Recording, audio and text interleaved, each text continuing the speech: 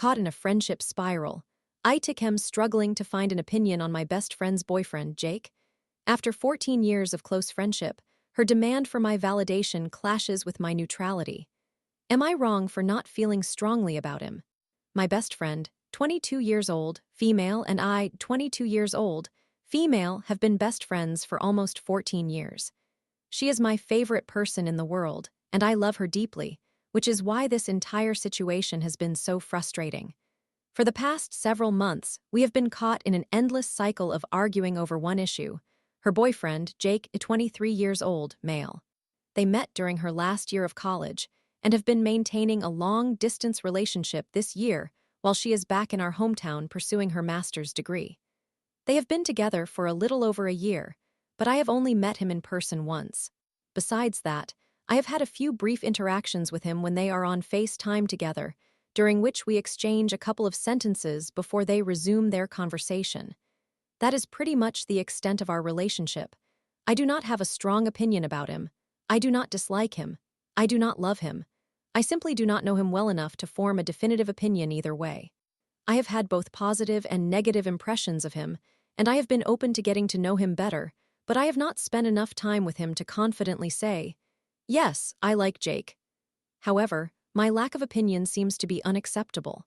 My best friend keeps bringing this up constantly, questioning why I do not get along with him, why I cannot say anything positive about him, and why I do not already love him as she does.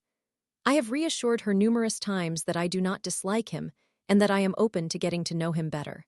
Yet, she insists that nobody feels neutral about their best friend's long-term boyfriend and continues to pressure me to express a definitive opinion about him, whether positive or negative. One argument she repeatedly returns to is that she has seen me briefly meet someone, like, in passing, and immediately say I like them. And sure, sometimes I do develop strong first impressions of people, but the reality is that rarely happens with men unless they appear at least somewhat gay. Jake is simply not the type of person I would naturally gravitate toward in a situation where we were not already connected through her, and I believe she interprets that as rejection. I think what is actually frustrating her is that she tends to be a rather insecure person who seeks a great deal of validation. Because I am unable to provide her with that validation, she is spiraling. She has stated that she does not believe me when I express that I do not dislike him. She continually tells me that my neutrality is merely a facade for disliking him, but not being willing to say it outright. She also thinks I am holding on to negative feelings about him that I am unwilling to disclose because I do not want to hurt her feelings. I am not, just for the record. The closest thing I have to a negative feeling regarding their relationship is not even about him. It is about her behavior when she is with me.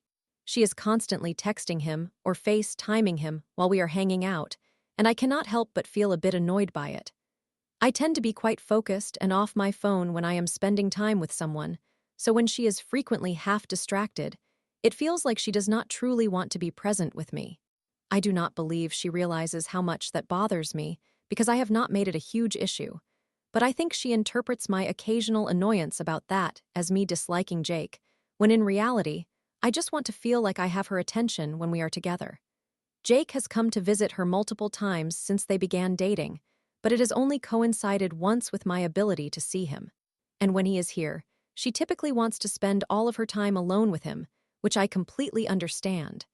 I do not mind that she prioritizes alone time with him, but I do think it is unfair that she does not make time for us to get to know each other and also demands that I have an opinion about him. She wants me to feel as strongly about him as she does, but I simply do not. I do not share the same need for him to be liked by me as she does, and as long as she is happy and being treated well, I am happy for her. The one time we did meet was during a large group gathering for a friend's birthday party, and I was honestly not in a good place.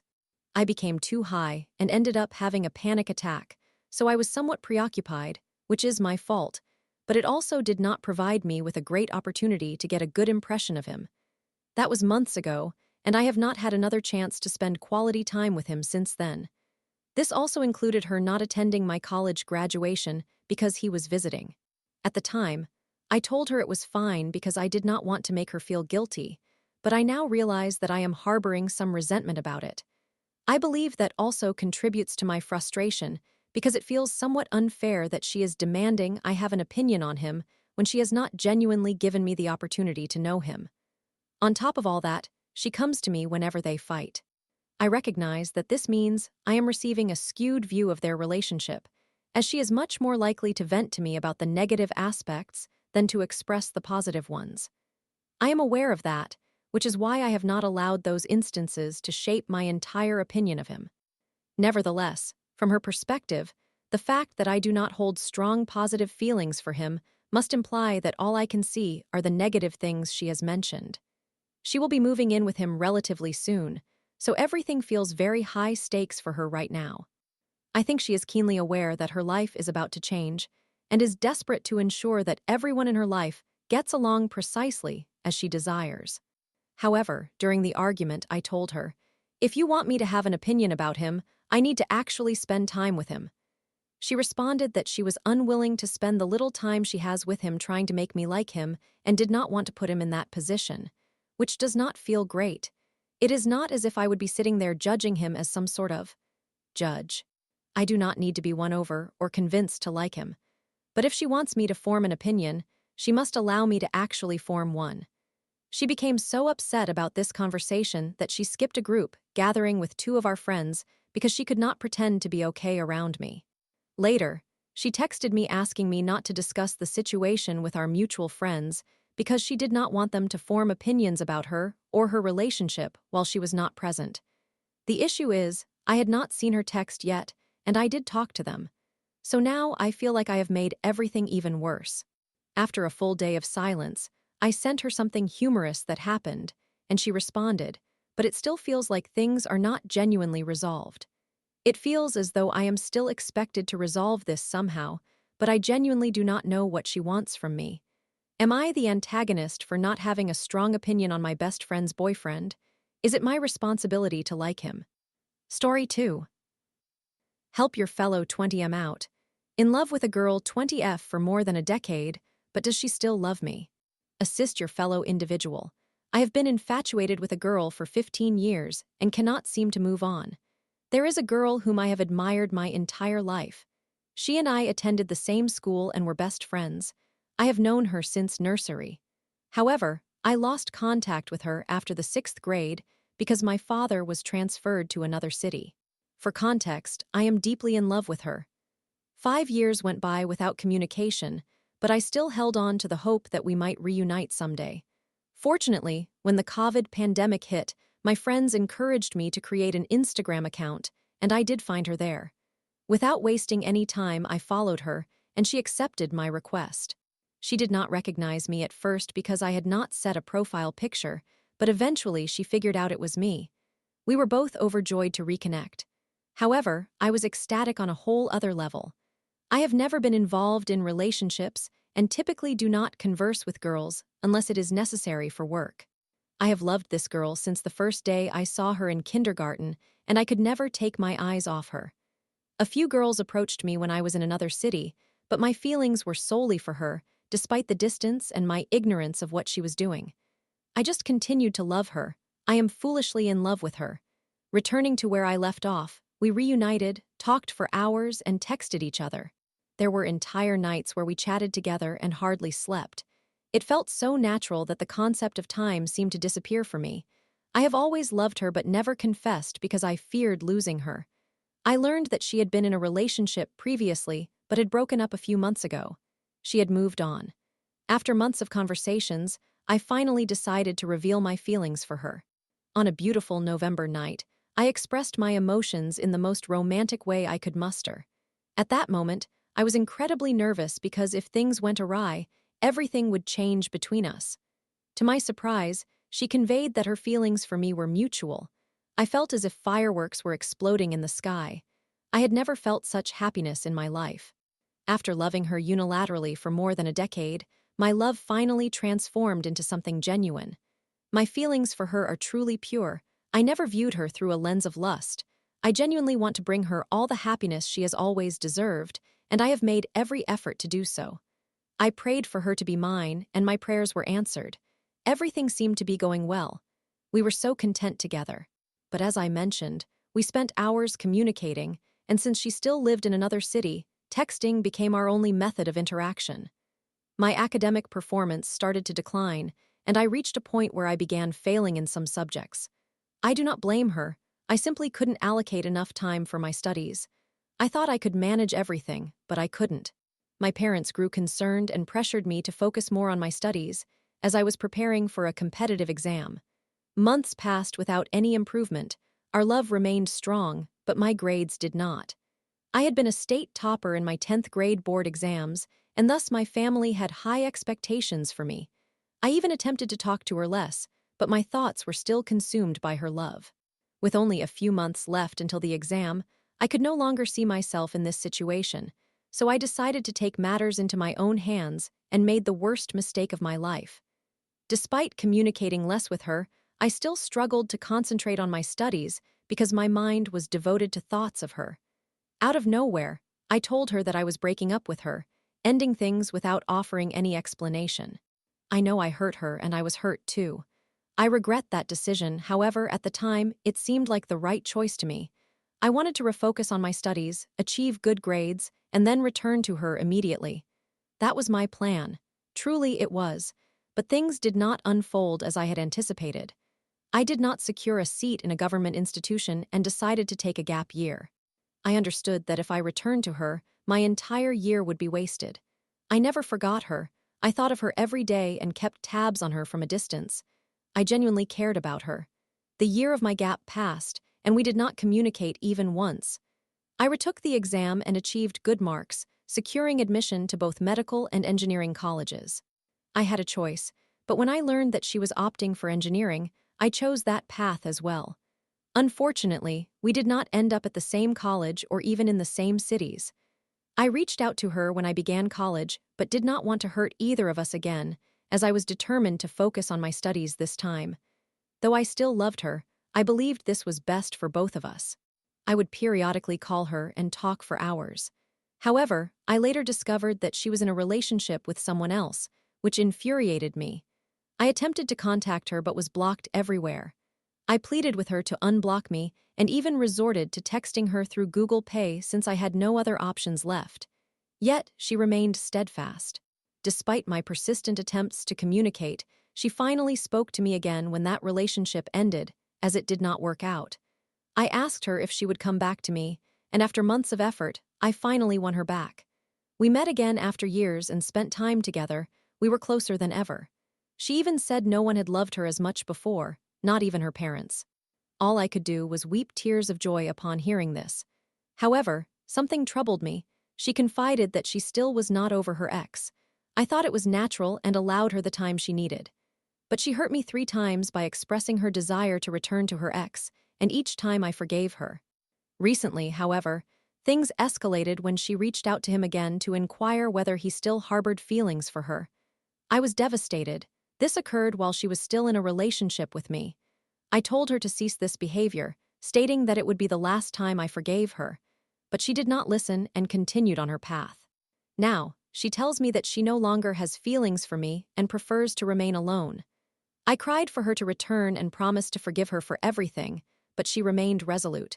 Our communication has diminished, and that pains me. We were so close that I see remnants of her everywhere and recall the moments we shared. I continue to plead for her return, but she avoids a romantic relationship, asserting that we can just be friends while she does not want more. I yearn for us to be together again. She claims to still love me but does not wish to engage in a relationship. I am confused. My heart still longs for her. I am profoundly in love with her and refuse to lose her, no matter what. I am willing to change for her, but I desire her love. I cannot move on from this no matter how hard I try. I have been enamored with her for more than 15 years now, and I do not want to lose her affection. Story 3. I tried helping my mom get a partial U-Haul refund, but ended up charged an extra 0.83 instead. Now, we're stuck clarifying it all. I made a mistake by attempting to assist my mother in obtaining a partial refund of 63 from U-Haul. This is my first time posting on Reddit, so here it goes. The individuals involved are 1. Employee 1, Chris, the person who assisted us with our initial U-Haul rental. 2. Employee 2, Mark, the individual who aided us with our second rental. 3. Employee 3. Paul, the person we spoke to briefly regarding the issue 4. Employee 4. Noah, the employee present during his afternoon shift 5. Assistant Manager. Emily, who assisted us in addressing the problem 6. Manager. Jack, who authorized Emily's actions. All names have been changed to protect the individuals. The issue is still ongoing, but I remain optimistic that it will be resolved. Please bear with me as I share the lengthy story. My mother, 54 years old, and I, 28 years old, rented a U-Haul to transport pallets of flooring to a home that required renovation. Our first visit to this location occurred in January for the same purpose. The January trip went smoothly, even though it was our first time renting a truck, because the employee, Chris, was incredibly helpful and pleasant. Chris guided us through all the paperwork and demonstrated how to start the truck and locate the emergency brake. My mother was delighted and proudly told several friends and coworkers that she had successfully operated a large moving truck for the first time. The problem arose during our second rental. A different employee, Mark, assisted us with the paperwork, and we estimated the trip would cover approximately 18 miles. Since we were uncertain, he recorded it as 20 miles, which we accepted. We also opted for the higher rate that allowed us to extend the return deadline to the following day, as we were unsure whether we could complete the move on time. We successfully transported and unloaded the items at the house promptly, so we returned the truck later that same day around 7 p.m., having signed the contract at approximately 1:30 p.m. The original contract had an estimated charge of about $86. I had also reviewed the place beforehand and remembered to take before and after photographs of the dashboard showing the mileage and fuel gauge, which proved to be essential. I did this for both rentals. After a few days, my mother noticed an unexpected charge on her credit card of $145. When we called to inquire, they informed us that they had charged her for the amount of fuel missing, as indicated on the contract. The issue was that the fuel gauge on the contract was inaccurate. We picked up the truck with the fuel gauge reading around 1.4 and returned it with a similar level. However, the contract showed that the initial reading should have been 5.8. Since I had the before and after photographs, they advised me to come in and present the pictures, assuring me that I would receive a refund for the excess charge. I drove to the location with my original contract and showed the assistant manager, Emily, the photos. She confirmed that it was indeed an error and began to address the situation. She first inquired about the process, stating that there should have been a link sent to the phone on file for us to confirm the accuracy of the mileage and fuel gauge, which we were supposed to check. I explained that this was our second time renting a truck and that Mark had not mentioned the link, which was factual. Perhaps we were fortunate the first time and Chris checked it before assisting us in starting the truck. Emily then inquired about which employee handled our paperwork, and Paul stated that it was Mark. She did not seem surprised. Regardless, she proceeded to redo the return and obtained authorization from the manager, Jack, to confirm. She entered all the new information along with the photos I provided showing the mileage and fuel gauge. This is where I made a slight error. I failed to realize at the time that she had mishandled the refund process, and instead of receiving a refund, we were charged an additional 0.83. I observed all the exchanges between the staff and saw her approve the refund of $145 on the credit card machine. I distinctly saw $145 on the machine and tapped Approve. She gave me a new receipt, explaining that the extra 0.83 was to reconcile what I still owed after she corrected the discrepancies. The new receipt indicated that we had traveled only 16 miles out of the estimated 20 miles, and the fuel gauge was around 1.4. I was polite and thanked her for her assistance. I wanted to retrieve my original documents, but Emily had already discarded my copy, which had coffee stains on it. I requested a reprint of the original incorrect contract since the email on file was incorrect, and I had not received the original via email. She helped resolve that issue as well, and I ultimately left. I handed the copy of the original contract and the new receipt to my mother. My mother, who works in tax preparation, reviewed the receipt and noticed an inconsistency, as she should not be charged more if they already owed her money.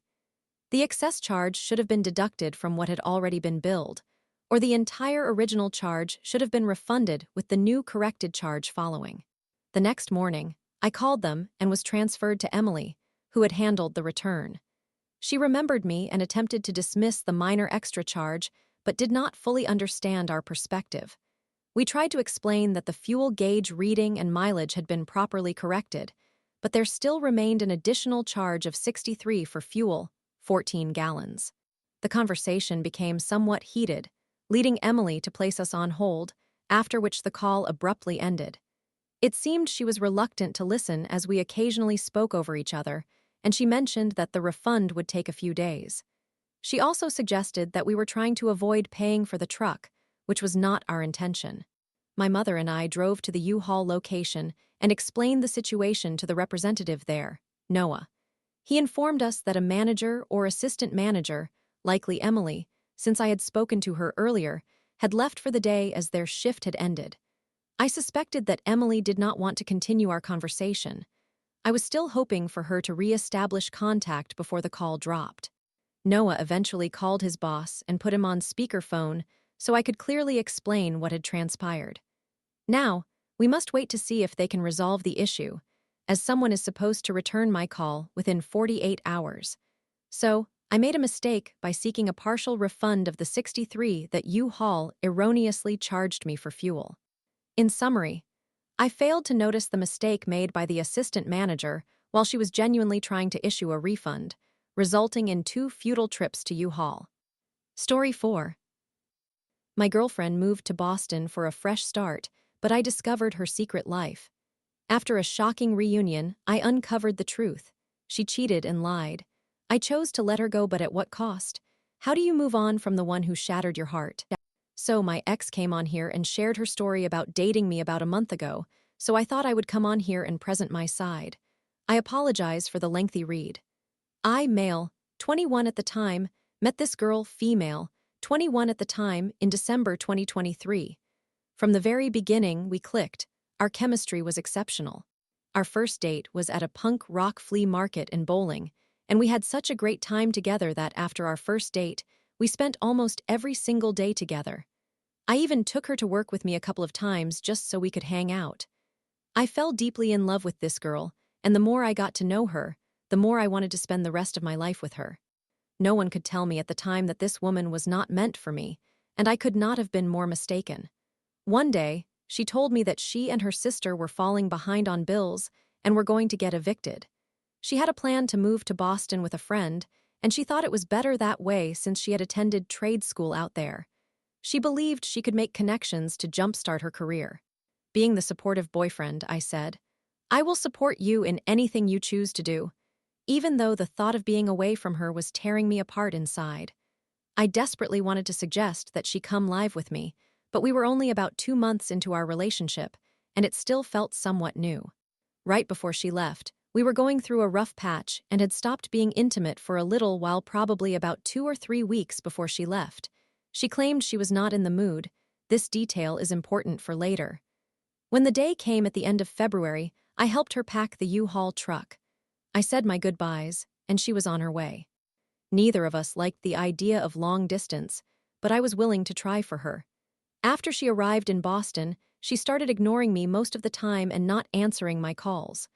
I found myself messaging her in direct messages, so I decided that maybe we should just end things, as this obviously was not working for us. I thought perhaps we could give it another shot when she returned to New Jersey. At that time, I had hit rock bottom. I lost the love of my life, lost my job, and lost my father consecutively, so my mental state was absolutely terrible, and all I wanted was to be with her. Eventually, I found a job, and things began to improve. Then one day we chatted, and she mentioned she would be coming back to New Jersey YES. Oh my God, I was so miserable, but I was finally getting my love back. I was so happy that I took some of the money I had been saving and decided to drive up to get her. I took time off work and drove to Boston, where we reunited for the first time in 8 months. We had a long conversation, and I asked her if she had anything to share with me. All she said was that she had only entered one relationship while she was out there, so I took her back. I booked a hotel for the night, and the next day we made our way back to New Jersey. Initially, she stayed at her brother's house for a few weeks, but then she moved in with me because her living situation there was not ideal. Everything was good for a while. She did not have a job, so I was taking care of everything for us, which I did not mind. Until one day, the friend she moved with commented on a TikTok video of us that I posted, saying she cheated on me. I asked my girlfriend if it was true, and she denied it, assuring me that she only said that due to an argument, etc. So I took her word for it and gave her the benefit of the doubt. I trusted her. We were talking one day, and she revealed that she had started an OnlyFans account while she was out there, which she never mentioned when I asked if she had anything to tell me. Instantly, my mind began racing. I am an overthinker. What else are you hiding? At that time, she kept going through my iPad, which was connected to my phone, giving her access to everything. But this time, I went through her phone while she was present, and I found some questionable text messages showing that she had told someone she was not seeing anyone around the time she moved to Boston. She became defensive and was obviously lying when I questioned her about when she began talking to the person she dated while in Boston, so I let it go. I started piecing things together, and one day when she left her phone in our room, I went through it specifically on Snapchat. I scrolled all the way to the bottom and saw her sending videos and pictures of herself to multiple guys, some of whom I recognized and some I did not. I took a few deep breaths and went to the gym, not saying anything to her until I returned home. I asked her if she had cheated on me again. She denied any cheating and was super defensive this time, so I showed her what I had found on her phone. She immediately began packing her things and left, I do not know where. The next day, I asked her friend, and she dropped the bomb on me. Around the time we stopped being intimate, she had a threesome with a couple. She had started talking to multiple people before leaving while we were still together, and she was in a romantic relationship with her best friend with whom she had gone to live in Boston. Her friend sent me screenshots and videos of everything. The very next day after I ended things with her, she made a video with the guy she was in a relationship with while her best friend recorded what they were doing. Obviously, my entire world shattered. Even now, I am tearing up just writing this. She ended up in a hospital, so I took time off work to visit her, and after that, every chance I got, I made sure to see her. We talked, and I told her I had spoken with the girl, and she said, "I guess you know everything." She apologized, etc. This was around Thanksgiving, so I allowed her to come home, which I should not have done because I was not ready. I did not like the person I had become. I am not perfect. My moods fluctuated. One moment I was happy and in love, and the next I was angry and depressed because what happened kept replaying in my mind. I could not stop it. Eventually, we concluded that the relationship was over, so I let her stay at my house until she could figure out where to go. Now she lives back at her brother's house. This is not the first time I have been hurt like this, but it is the greatest disappointment of my life, and I would be lying if I said it did not fundamentally change me as a person. I wish things were different, but it happened for a reason. As much as I missed the person I thought I had, I needed to learn to have some respect for myself. I will mourn this loss probably for the rest of my life, but I had to make room for the people and things I do deserve in life, and this was something I should not have accepted. I am tired of being treated as less than I deserve, and I am disgusted by the things I have done just to feel loved. Even now, I love that girl with all my heart, but that is love I need to extend to myself instead of giving it to people who take it for granted. Feel free to comment with any questions or thoughts. Story 5. My boyfriend acts differently around his friends, and now I feel out of the loop. Aita. I, 18 years old, female, have been in a relationship with my boyfriend, Ethan, 19 years old, male, for nearly a month now. We are still experiencing that initial excitement of a new relationship, and I genuinely enjoy spending time with him. He is kind, loving, and quite thoughtful. He even drove nearly 4 hours just to include me and ensure that his friends and I had an excellent time together. We share a strong bond and have a healthy understanding of one another. He feels like the missing part of my day and my joy. Yesterday, I had the opportunity to hang out with him and his friends for the first time, and I was genuinely thrilled to meet them. Overall, it was an enjoyable experience. I managed to connect with each of them individually, which was wonderful. I also made sure the guys had enough time to catch up since they had not seen one another in a while due to work commitments. However, I also witnessed a completely different facet of Ethan that I did not anticipate, and now I am feeling uncertain. I am unsure if I am overanalyzing or if these are valid concerns since he never fully addresses these issues with me. 1. The smoking comment. At one point, we were at a picturesque location when one of Ethan's friends casually remarked, "Oh, this would be a perfect place to smoke." Without any hesitation, Ethan replied, "Yeah, we should have brought some." This caught me off guard because I strongly dislike smoking. It's a deeply rooted aversion. My parents struggled with smoking, and I have a highly sensitive sense of smell. Even the faintest hint of secondhand smoke makes me lightheaded. Before we started dating, I specifically inquired whether he smoked, and he told me, "Not really." So does he actually smoke with his friends? If so, why didn't he just tell me? He mentioned that he has experimented with gummies, so I assumed his "not really" referred to that. I recognize that I have only been his girlfriend for a month, so I don't have the authority to dictate what he can or cannot do.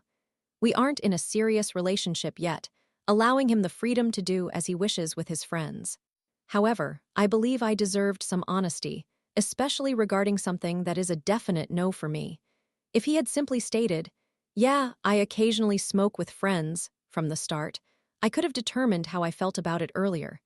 Instead, I feel as though I have been left out of the loop, and it makes me question what other aspects he might be downplaying. There always seems to be something.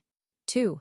The awkward comparisons. Ethan made 2 comments that made me very uncomfortable due to how he compared people, his friends, to one another and me to someone else.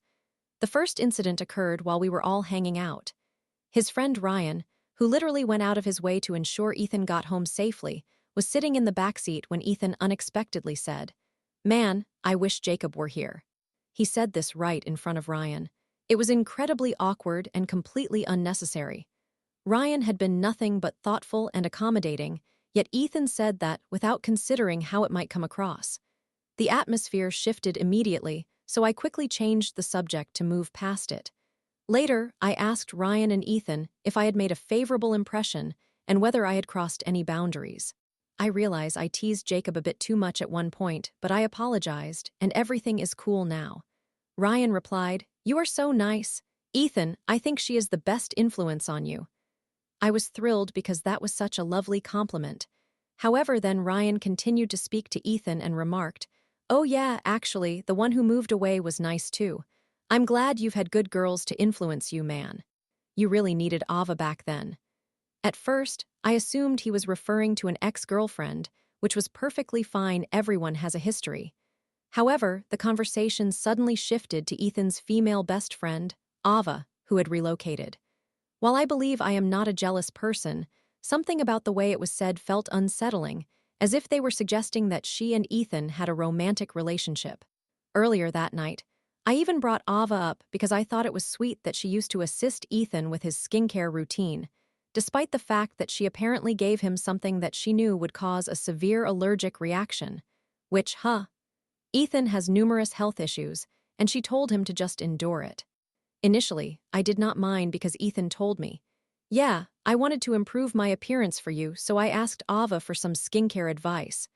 But now that I have more context regarding their past, I feel a bit uneasy about it. 3. His female best friend, Ava. I do not wish to belittle another woman to boost my self-esteem. I value that Ava has been helpful to Ethan, but her presence irks me.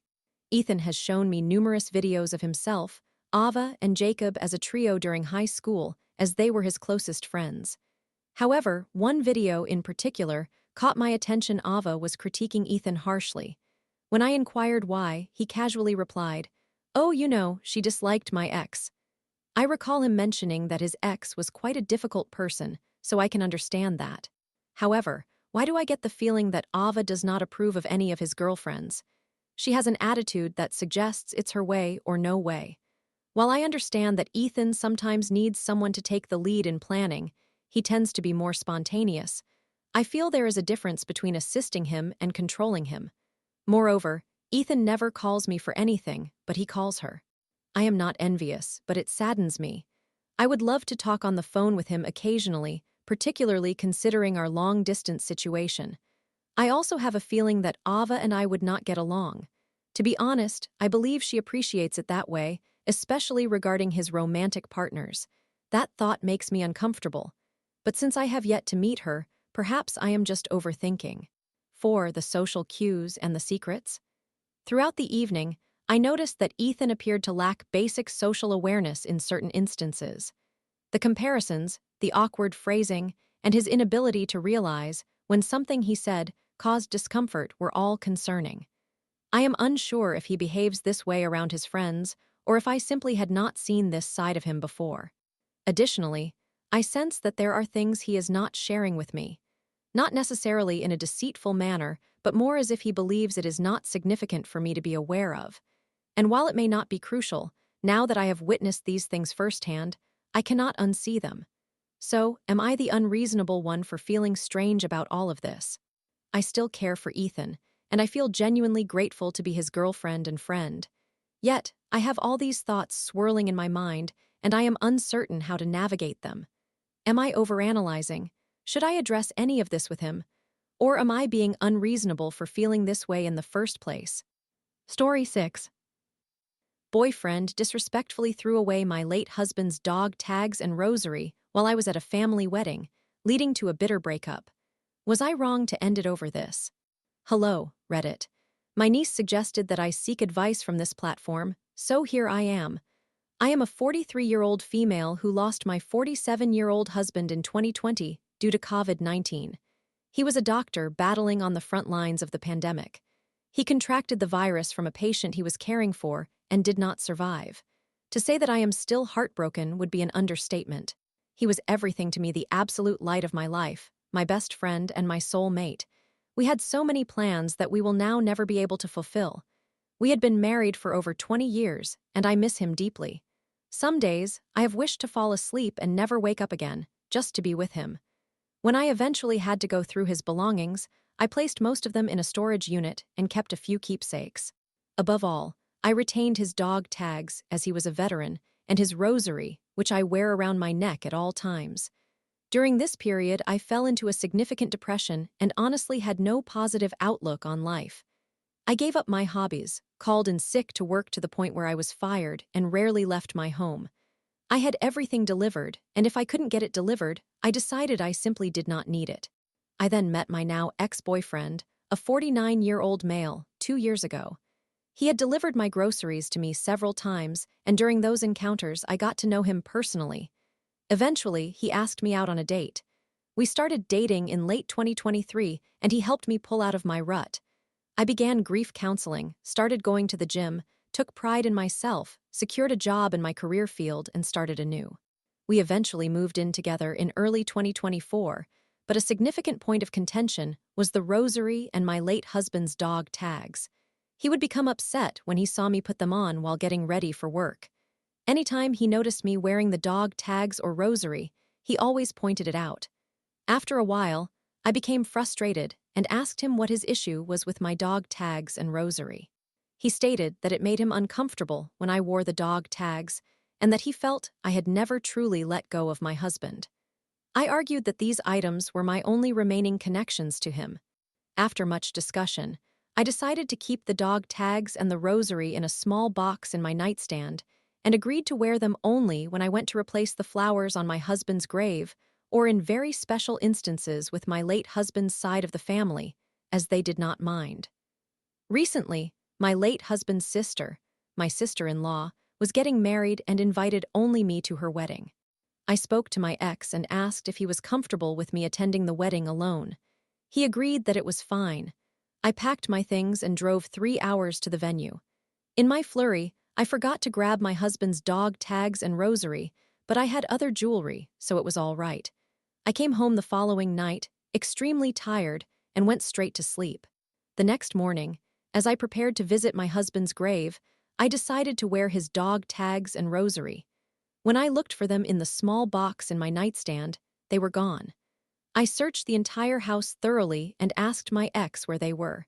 He bluntly told me that he had thrown them away while I was at my sister-in-law's wedding. He went on to say that my grief was preventing me from moving forward with my life, and that my insistence on keeping another man's belongings was disrespectful to him. I became furious. I will spare you the details, but things escalated to the point where the police were called, and he spent a night in jail. He then had the audacity to use his one phone call to tell me that I was being ridiculous and that I had completely overreacted. I ended our relationship over the phone and hung up. I have been inconsolable for days. My sister came over to comfort me, and when I explained everything, she remarked that I was in the wrong for breaking up with him over something so minor. I have received mixed reactions from friends, family, and even coworkers, and I am unsure about what to do next. Following my niece's suggestion, I come to you, Reddit. Am I the antagonist for breaking up with my boyfriend after he disposed of my late husband's rosary and dog tags? Update. Thank you all for the well wishes and the advice I have received. I tried to respond to every comment, but sadly could not. To those I couldn't reply to personally, please accept my deepest apologies. Thank you all for supporting me during this difficult time. For those who privately messaged me, I will try to update if anything significant occurs. Again, thank you all for your thoughtful guidance.